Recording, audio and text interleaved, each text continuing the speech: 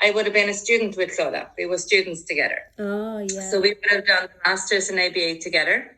And also, I don't know if you know Michelle Kelly, Dr. Kelly. Yeah, she's my doctor. Yeah, so myself, Michelle, and Clodagh would be very good friends. I work in a very different field to them. So I chose not to do academia. I want to work with children.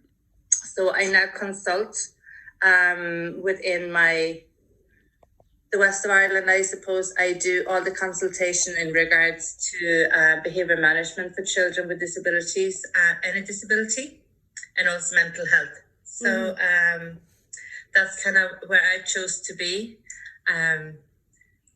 Interesting. Because I rather work within the system rather than in academia. I do a bit of academia. I do a little bit of helping out with the different universities, but I prefer not to if I can help it.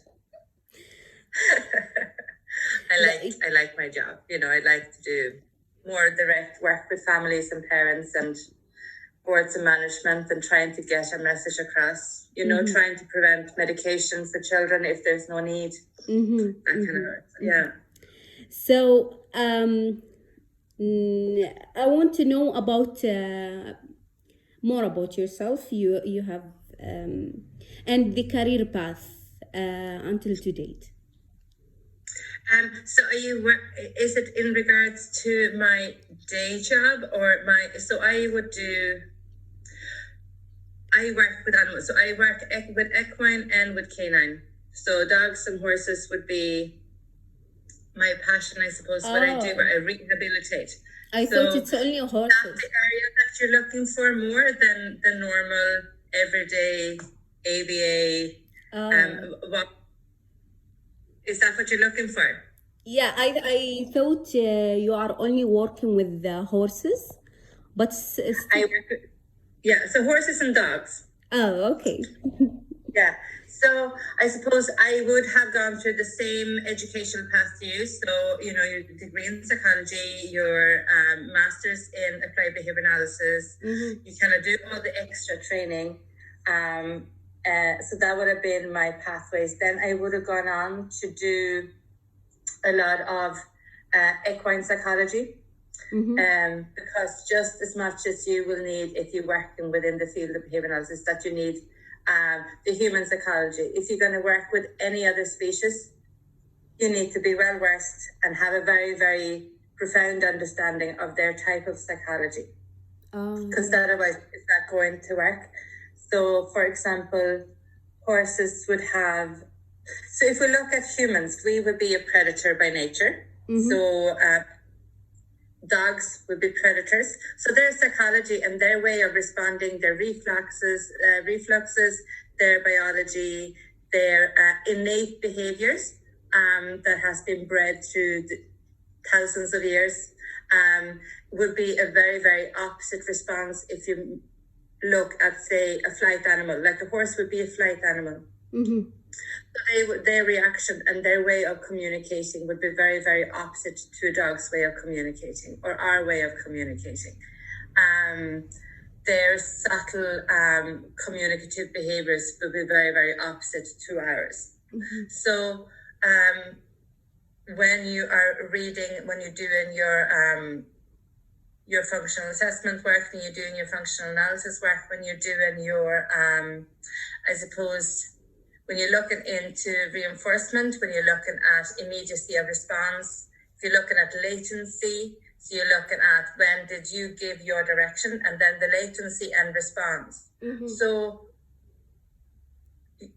we need to ensure that the species that we're working with has the adequate way and time to process information and then retrieve correct response and then admit the correct response. And if we're not aware of their psychology and their way of actually working through their bodies, we will never be able to kind of maybe have the level of success that we are desiring. So that's the biggest part, I would say, is that obviously you have you're really well versed and fluent in your behavioral work and you're able to translate it into a very accessible way for whatever species that you're working with. So it's not going to be as well measured as you have in a clinic. You're not going to be, it's not clinical work. It's not. You already answered some questions that I already wrote. Sorry, I'm just bubbling on. No, it's okay. but if I say that again, a question that you have answered, just remind me or give me more details. I'm just bobbing away.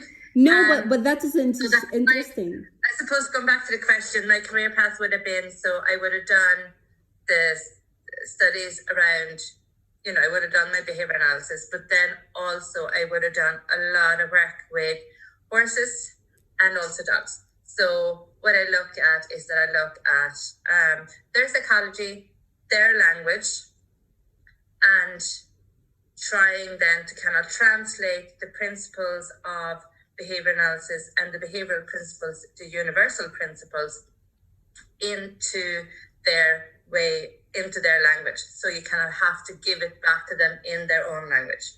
Otherwise, it's going to be, especially us as a predator, if I go in and try to reward a horse the way I would reward a child, it would not work, because it would be too aggressive, it would be too squared forward, it would be threatening. So we cannot just have to be gentle and look at that. Obviously, you also have to know about the past traumas of the work that you're doing and the horse that you're working with. So you try to find out as much as possible. And often, like my latest horse, I don't know anything about her. So you have to start with a very thorough, gentle assessment. So I don't know what's going to scare her. I would ask a question that I didn't write, but just came up to my mind. So, as other children, and human beings, do you think behaviors in horses differ too, and every horse that is different than the other? Yes. Every horse is different, just like every child is different, and every person is different. Every horse is different. If you look at it from a behavioral point of view, their history of conditioning has been different. Their environmental context is different. So everything, no species can be, like, no entity in a species can ever be the same, because their history of conditioning, their history of reinforcement, their history of whatever is going on for them. So they will never be the same, even if you take personality out of it. That, if we kind of don't go into that side of things, that a horse would have a personality, which obviously I think they do, like a child would do. They would have their own ways of expressing themselves, because different ways of expressing themselves would have been obviously rewarded or punished or put in extension or throughout their history and their behavioral history. And that always would have been different, depending on who they're dealing with, who's their herd, what position have they been given in that herd, who is their people, what's their job in life. Are they just a company pony, or are they a racehorse, or are they in a family setting where there is, just 2 more ponies and they're used for leisure? Are they a professional? Are they a working horse? So all of those things will determine their differences and similarities. How long have you been working as a behavior analyst? I would have graduated, so officially, so I worked with horses all my life, and I would have used behavioral principles all my life, working with both horses and dogs. I graduated in 2009.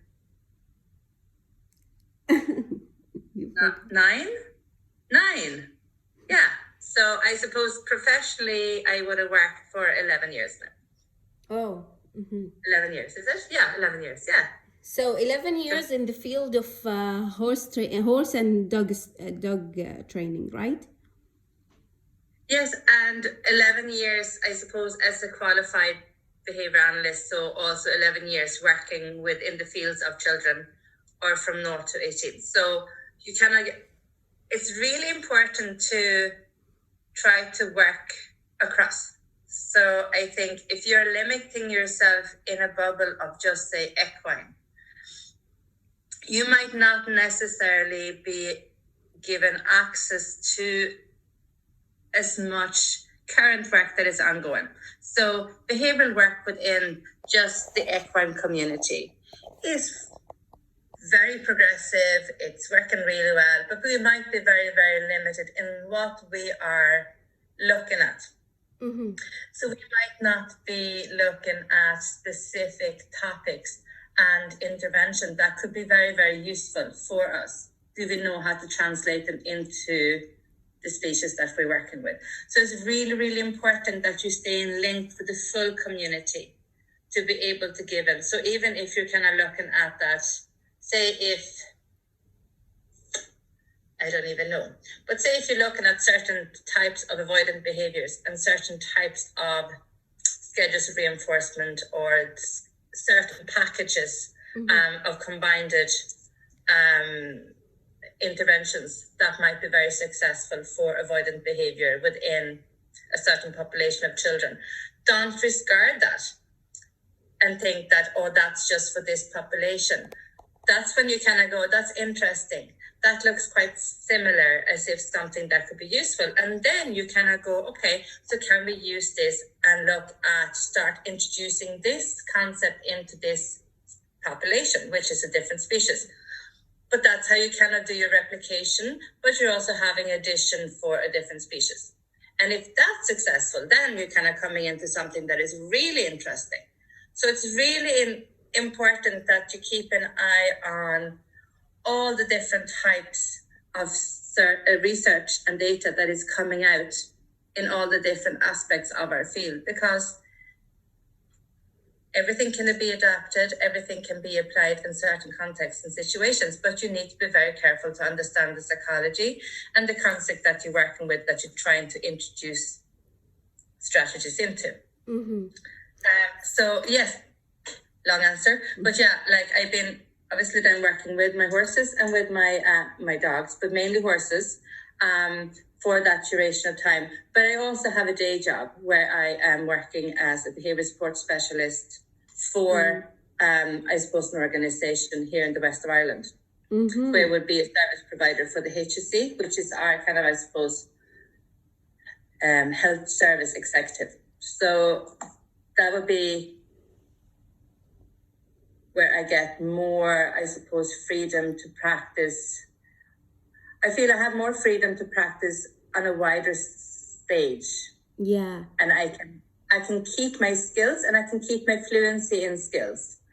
Because if you're working with a specific limited population and not that many in that population, so there's only so many hours in the day, and if you're doing, especially if you're working with a horse, you're only going to work with a specific limited number of horses at a given time. So you're going to be quite limited in what area of the field that you're practicing. So it's really good to keep a link with other areas, just to be able to kind of keep your skills going, because you don't know what you're going to need those skills. Because in 2 years' time, you might have an array of horses that comes in that needs something completely different from you. So yeah, I would just keep it pushing many little corners as you can. Okay. So what made you? Sorry. Is horses your passion? Is that what you want to do? Yeah, I was like interested when I read that someone is working with horse training. So when the doctor asked us to make interview questions, most of my colleagues have written like 10 questions, 11 questions, but I was too interested, so I wrote like 20 questions. I was like curious in many things.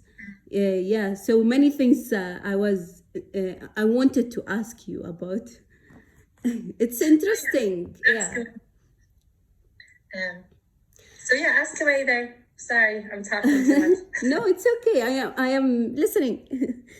What made you interested in the field of horse training, and when did you became interested? So I would have grown up with horses. Oh, With my parents. So my dad would have been a great horseman, and my mother would have been a very, very elegant horse lady. Like, she was very good as well. So I always had a love for horses. oh, So I think that is kind of a natural. I also would be totally against, and it would have hurt me